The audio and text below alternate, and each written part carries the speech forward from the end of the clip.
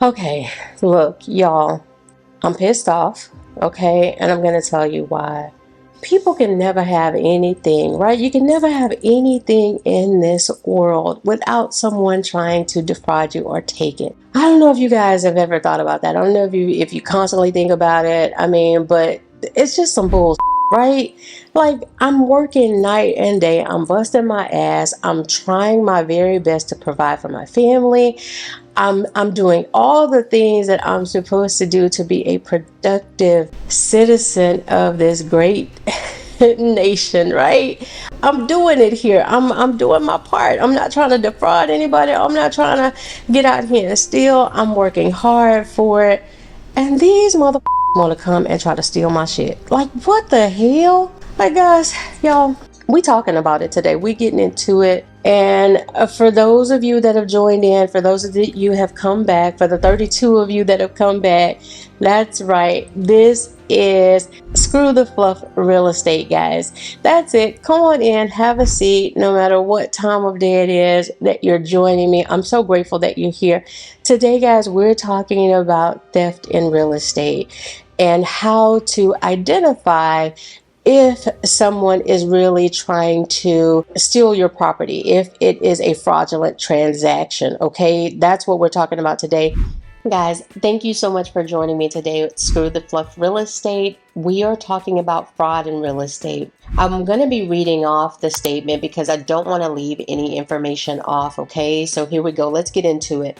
Beware of seller fraud, deed fraud, or seller impersonations. Guys, we are talking about people coming in and really acting as though they are the seller. So the Texas Real Estate Commission has joined task force. They've actually created a task force with the Texas Title and Land Association in order to crack down on this type of fraud that's been happening to everyone, not just our elderly, but also those that are in different states, those vacant landowners or homeowners that have created a real estate portfolio where they are landlords and they live in a different state. So this particular task force has been created to assist with cracking down with these type of issues here recently as of late. Okay, so the Texas Real Estate Commission is assisting the Texas Land and Title Association in educating license holders of trending fraud schemes. Over the last several months, TLTA is seeing more people fall victim to seller impersonations. Prime target properties are vacant land and investment properties such as vacant homes, second homes, rental properties, and any other instance where the tax mailing address is different than the property owner's address. Okay, guys, are you listening to me? I'm telling you, it is a real issue. I've had people to contact me to say that they want to sell property and be so convincing that they are the homeowner, even to provide a passport and ID. Okay, I'm telling you. So it is a real issue, guys, and we're attacking it today here on Screw the Fluff Real Estate. I want you to listen to me. I want you to tune in. I want you to pay attention. That's right. Put that cereal bar down, stop eating, stop cooking dinner, and tune in. Listen to me or pause me, and when you finish, come back to me and let's talk about it. Listen to what I'm telling you. This is a real thing here. The scheme is, it reads how it starts. Here's how it starts. A typical scenario includes the impersonator calling a sales agent, meaning a real estate agent, for a property to be listed below market value. In some instances, guys, they will not reach out to a real estate agent. You can find those properties as if a sell by owner on Zillow or Craigslist. So you want to just be aware. I want you to put your antennas up, okay?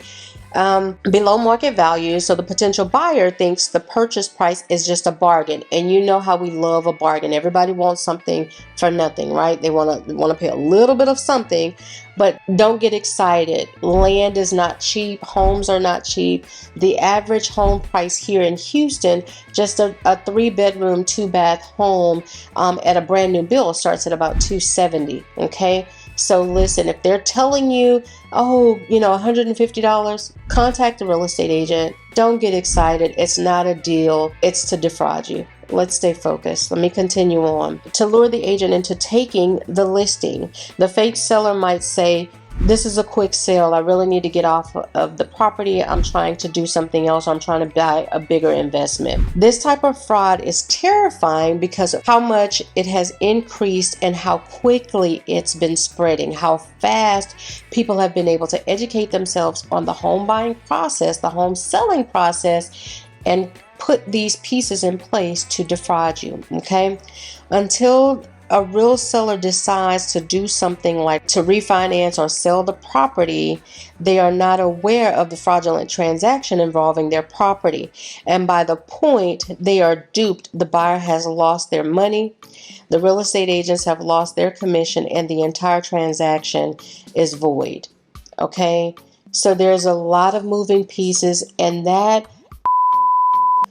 chose to get up that particular morning and say, hey, I'm going to steal from Granny Joyce. You know, he's wrecked the lives of so many. So guys, pay attention, okay? And here are some red flags that are going to assist you in aiding and recognizing that this is an imposter, that this transaction may not be legit, and you need to consider reaching out to a real estate agent or someone else that can assist you, maybe even your local title person. Guys, don't think it's a deal. If you do, you may be duped, okay? So let's get into it. Number one, the property in question involves vacant land or an owner not living on the property. Again, we stated that it might be an investment property. The landlord may be in a different state. And so these people have they've done their research. And they know that either it's a deceased person, they know that you've not probated the property, they know that the owner is in a different state, and so they are looking to make a quick deal, guys, on the fact that you're just sitting on your laurels or resting, thinking that everything is okay. Number two, the imposter seller wants to sell quickly. We talked about that. They're going to make it a quick sale, something. They're not trying to wait 30, 45 days, 60 days. They want it done within 10 to 15 days or so. Number three, the imposter wants cash only. They're not looking for a hard money transaction. They're not looking for any type of financing. They just want the cash so they can cut and run. A lot of times, guys, when you wire those funds, it's not traceable. They've taken the money, disconnected that phone, trashed it, and moved on to the next victim, okay? Guys, I'm going to pause right there. If you guys have found value thus far, I need you to hit that like button, subscribe, and share this video because this information is vital. It really is. If it's happening here, it's happening across the land. Be prepared, guys. Be vigilant. Stand up, step up, and help. Let's get back into it, okay? So now we are down. It was the cash sale. Now the property is going to be listed below market value. So like I said earlier at the top of the video, a 3-bedroom, 2-bath home here is going to run you starting at about $279, just depending on what area. But that's a typical going rate. It's in the high 200s just for property, and land even more so depending on how big it is, if it's acreage or if it's just square feet. But guys, you want to make certain that you check into it. It's not a deal, guys. Number four, the imposter seller wants to communicate only by email or text. They don't want to meet you in person. It's your property. You can't come out to the property and meet me? That's an issue. You can't. I understand people, sometimes they don't want to do it, but we've gotten past that, especially since COVID. We have video marketing material now. Do a Zoom call. Let me see your face. Make certain that that person looks like their passport photo. You gotta be like TSA when they're going through the airport, guys. When they go through and you're looking at that passport, make certain that the eyebrows are there, okay? Make certain that it's not just collagen popping up, that it is that particular person, okay? I'm so serious. I'm joking about it, but I'm dead serious, guys. We've worked too hard. Be vigilant about what's yours, okay? The last one here, the imposter seller's phone area code is unrecognized or foreign. Now, That may be in some cases, but guys, with robocalls, you also want to make certain that it's not a fraudulent call. You want to make certain that the person is real. They've gotten so well versed now where a phone call could come through. It could have your very same area code along with the following first 3 digits of your, in your area. But they could definitely have just purchased that number to do this transaction, okay? They may have created that email just to do this transaction. So you want to be vigilant, making certain that you're getting photo IDs, you're getting passports, especially if they sound foreign. And then you want to include title companies. Title companies, they have a reach. They are there to create title insurance. They actually insure the policy to make certain that that property is eligible to sell, okay? They want to look and make certain that there are no liens against that property. So there are a lot of other pieces, moving pieces, that are involved in ensuring that you're not working with an imposter, that the seller is really the seller. Okay, guys, I cannot stress it enough. If you don't know, if you feel like something's off, reach out to the professional. We are here to assist. I promise you. My goal is to educate you, but I also want to be a resource. I'm not educating you so that you don't call me. I'm educating you so that you know, in the event that it's not enough, you're still feeling unsafe, uncertain, reach out. And I'm here. I definitely want to earn your business. There's no fluff here. There's no, I'm not hiding anything. I want to be strategic in making certain that you understand what lies ahead of you when you're dealing with that particular transaction, whether you're buying or selling. Okay. And the last portion of this document from the Texas Real Estate Commission, it reads, before listing a property, make sure property owners are verified. Start by getting a copy, 2 forms of ID, ask for a recent utility bill. And if you don't feel comfortable doing that, again, reach out to a real estate agent, guys. Reach out to a professional that can assist you to make certain that your interests are covered. Okay? It goes on, ask for a recent utility bill, ask questions about the property that only the true homeowner would know. Okay, so when you do your research, you could possibly ask, like, who was the owner before? When did they purchase it?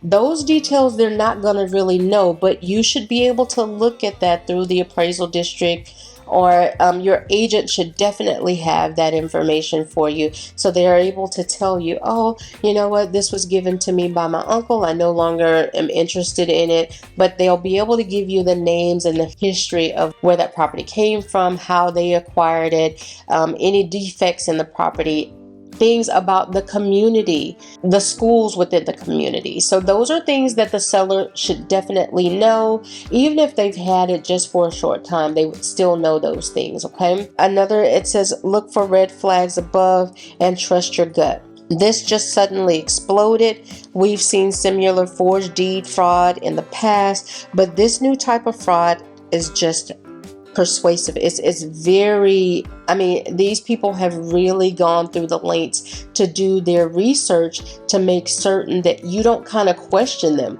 They come across very authoritative. They want you to believe that they are truly the owners of that property, guys. So be stronger, be more vigilant, and ask your questions. So they are not retreating. They are definitely being more vigilant. They want you to believe them, guys. So again, make certain that you're doing your part, make certain that you're pushing back, and make certain that you're asking true questions that only the seller would know. The Texas Real Estate Commission goes on to say that realtors are at risk for representing someone who is not rightfully the owner of the property they are trying to sell. Realtors can be a huge part of the solution if they know the red flags to look for and understand how important their role is. Okay, so real estate agents have a due diligence to make certain that they are ensuring that they're representing the client properly, and the client that they are representing does exist, that this information is true, that they've done their due diligence to ensure that they're safeguarding not just the seller, but also the buyer that comes on the scene to purchase that property. Now, they go on to share fraud can be reported online to the Federal Trade Commission. This type of crime is also being tracked by the United States Secret Service. So again, that fraud, it's being reported online to the Federal Trade Commission, and then it also is being tracked by the United States Secret Service. So they are definitely aware of these issues. They know that they are happening. Guys, that's it. I'm done. We're taking the fluff, no frills, just putting facts into you so that you can act as though a real professional, guys, when dealing with any residential real estate transactions. Thank you so much for joining me. I truly appreciate you. Have the most amazing day. Peace.